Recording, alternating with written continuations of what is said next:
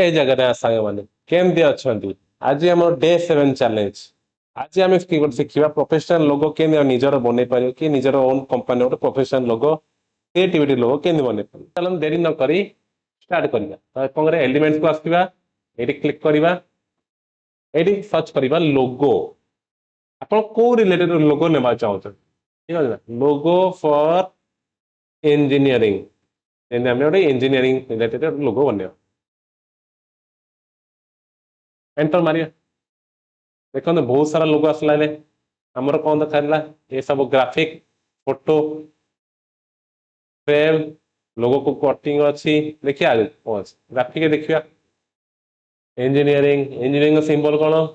ଇଏ ତ ହଉଛି ଗୋଟେ ଇଞ୍ଜିନିୟର ତାକୁ ଡ୍ରାଗ କରି ନେଇ ଆଇଲେ। ଦେନ୍ ଆଉ କିଛି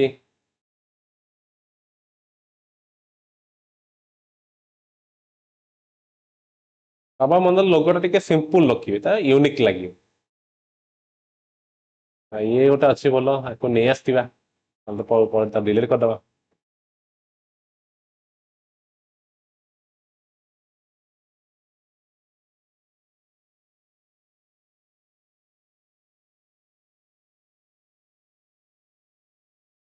ଏଇଟା ଭଲ ଅଛି ତାକୁ ବି ରଖିଥିବା। କଣ କରିବା ଆମେ ଏତିକି ଚଲେଇବା। କଣ କରିବା ଆମେ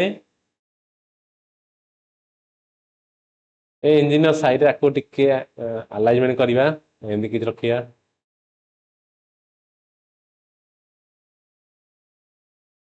ଦେନ୍ ଲୋଗୋଟାକୁ ଟିକେ ହଟେଇଦବା।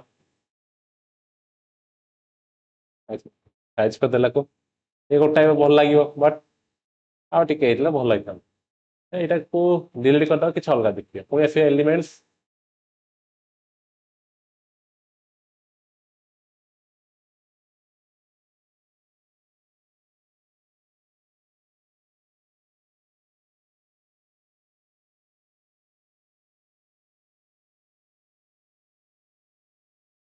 ଏଇଟାରେ ଭଲ ଅଛି କ୍ଲିକ୍ କରିଦବା ତାକୁ କାଟିଦବା।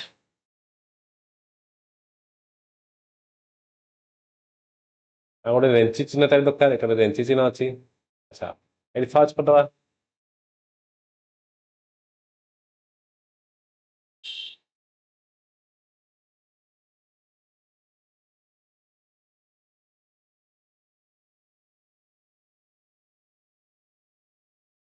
ଦେଖନ୍ତୁ ଗୋଟେ ରେଞ୍ଚି ଚିହ୍ନ ପଳେଇଲା।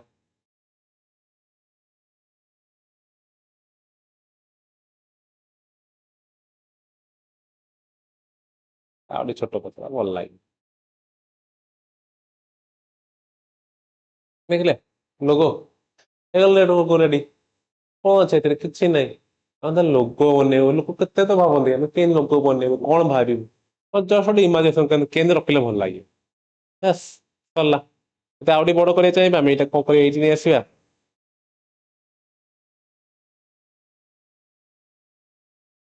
ଆକୁ କଣ କରିବା ଲେୟରକୁ ଯିବା ବ୍ୟାକ୍ ଟୁ ଫରୱାର୍ଡ। ଗୋଟେ ଯାତ୍ରା ହେଇଯାଉଛି ଆମେ ଯୋଉଟା ଫାଷ୍ଟ କରିଥିଲେ ଭଲ ଥିଲା।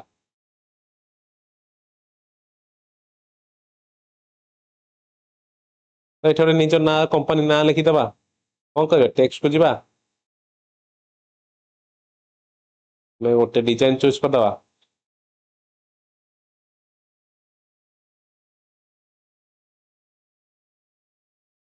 ଏଇଟା ଚୁଜ କରିଦବା ଡିଜାଇନ ଟେ।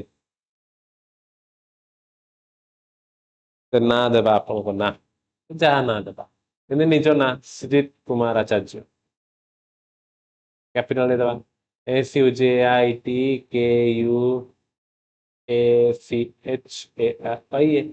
ଦେଖନ୍ତୁ ଯାତ୍ରା ହିଁ ହଉଛି ଟିକେ ବଡ କରିଦବା ତାକୁ।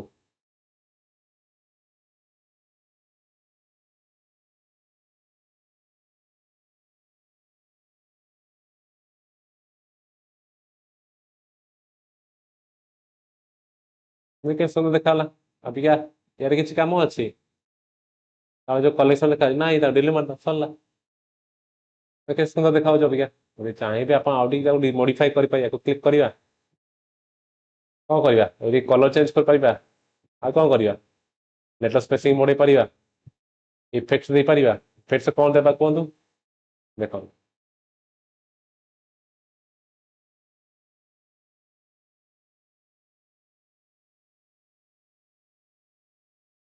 ତ ଭଲ ଲାଗୁଛି ଆଉ ଟିକେ ଆଡଜଷ୍ଟ ହେଇପାରିବ। ଆମେ କଣ ଇଫେକ୍ଟକୁ ଯିବା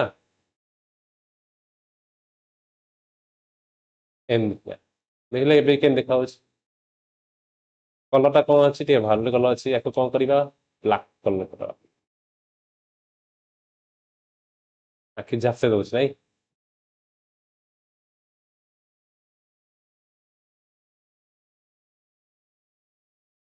ହେଇଗଲା ଲୋଗୋ ରେଡି। ଏମିତି ଆପଣ ନିଜେ ଭେରି ସର୍ଚ୍ଚ କରିବେ ଆପଣ ଯାହା ଭାବି ପାରିବେ ସେ ହିଁ ବନେଇ ପାରିବେ ଏଥିରେ। ଆଉ ପୁରା ଫୁଲ ଫ୍ରି ଏଟା। ଯୋଉଟା ଆପଣଙ୍କର ଲେଖା ହେଇଥିବ କ୍ରାଉନ ସିମ୍ବଲ ଲାଗିଥିବ ତ ସେଇଟାକୁ ଆପଣ ଆଭଏଡ କରିଦେବେ। ଠିକ ଅଛି ସାଙ୍ଗମାନେ ଆଜି ଆମେ ଲୋଗ ବନେଇବା ଶିଖିଲେ। ତ ଆମେ ଆଉ କିଛି ନୂଆ ଜିନିଷ ଶିଖିବା ବହୁତ ଜଲ୍ଦି। ଜୟ ଜଗନ୍ନାଥ।